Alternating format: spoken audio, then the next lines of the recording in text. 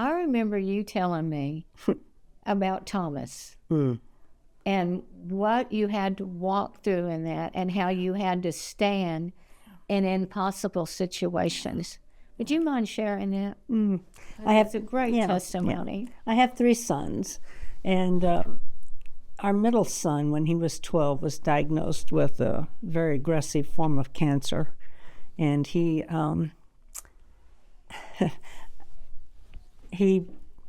it was aggressive. The treatment was aggressive. We were in the hospital basically from September to March, and a couple of times we almost lost him, but it was just one of those times where I just threw everything aside. I hung onto the horns of the altar, and I said, I either believe this book or I don't. There you go. God heals or he doesn't. And I told my boss I need a leave of absence. My husband was in residency at the time, so there was no money really going in. We had 3 sons, but we still have 3 sons, thank God. Amen. But he was 12, and every child that was in the hospital that had his form of cancer died. For me, when the doctors would come in, and he came in one day and he had been running fevers off the chart, got up to 106.4, and he was basically really out of it. He lost the whole month of October because his fevers were so high. His heartbeat was over 200, so he was just sleeping a lot. And the doctor came in, he says, well, I want you to know, if these fevers don't break, we're going to lose Thomas. So for me, that was just information on how to pray. And that is good right there. And so I called my husband right away. I said, the doctor said, these fevers have to break. So we need to pray these fevers break. And when we had been, but we very specifically, we were praying that the fevers break. And it was his birthday. And that day, his fevers broke, and they'd been over a month. He had been running these ridiculous fevers, and they found the source of it. He had had a fungal infection up in his sinuses because he had no immune system because of the chemo and everything. So after we walked through all that, at some point, we weren't quite through the whole process, but the Lord told me it was finished. Amen. And I told the Lord, I says, I will take him out of this hospital if you want me to right now. And he just said, no, walk it out.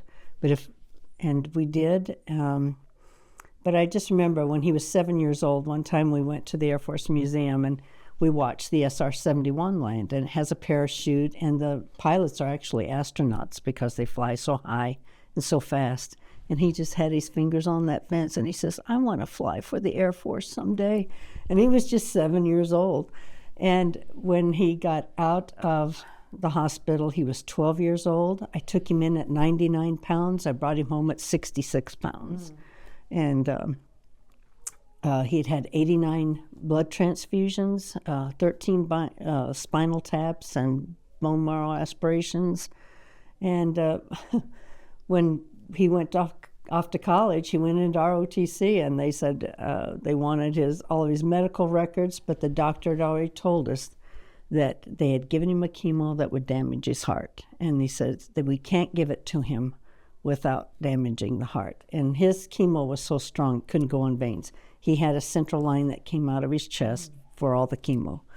And when they just asked for a weight check and height, and they went ahead and accepted him in ROTC. But then when they wanted him for the flight program, they sent him off for an all-day physical, and the Air Force doctor says, I just have one problem with you, and that's you had cancer, and that automatically disqualifies you from the Air Force.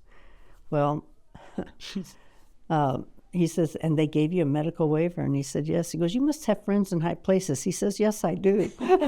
So when they went ahead and they gave him a permanent medical waiver, and he not only went to fly with the Air Force, he also went into special ops, which you have to be the cream of the crop to be on flight status, but then to be special ops, you have to, and he was a navigator and a navigator instructor and a navigator instructor for special ops.